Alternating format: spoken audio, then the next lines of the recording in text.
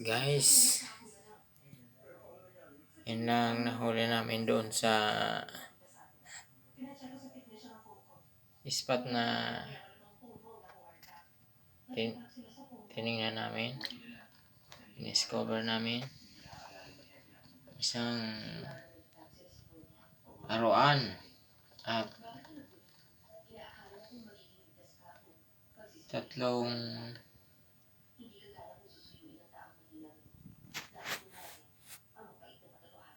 freshwater shrimp. Yan guys, mapapansin nyo ang kabila niyang parang kamay ay malaki. Yan. Yun ang nakuha namin doon. Siguro hindi lang talaga maraming doon isda. Saka yun pa pala yung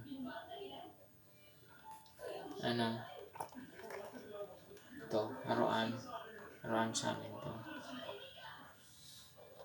At siyempre yung mga alimasag, freshwater alimasag.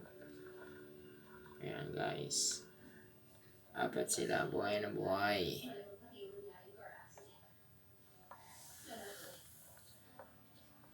Yun lang. At saka mayroon pa pala yung yan, tabagwang. Yan ang na-discover namin doon na naninirahan na mga lamang tubig, freshwater. Yan.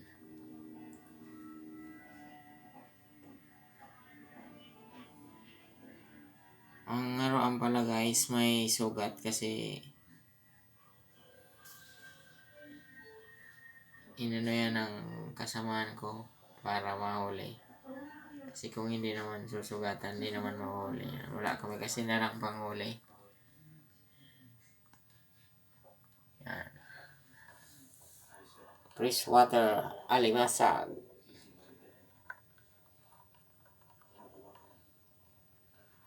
Yan guys.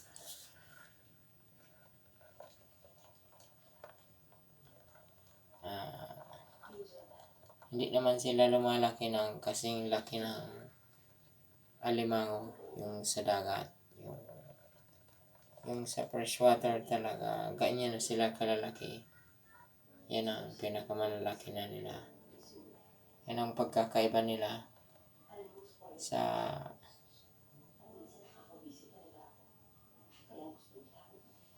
alimasag na nasa alat. Ito yung alimasag na sa freshwater, maliliit sila. Yan ang pinakamalaki. So yan muna, kasi yan ang nakuha namin ngayong gabi, February 25.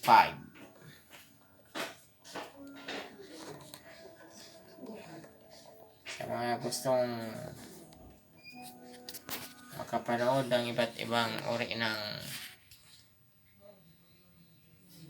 isda sa freshwater, gusto nyo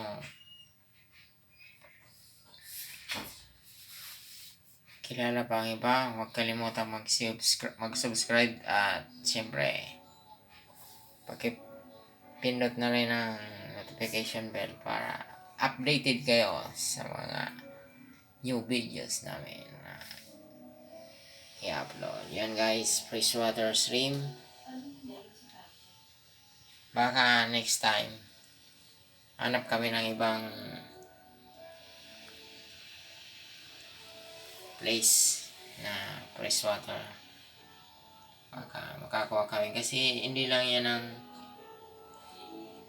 freshwater shrimp. May ibang klaseng freshwater shrimp. Yung malalaki. Ito hindi na ito lumalaki. Ganyan na talaga sila kalalaki.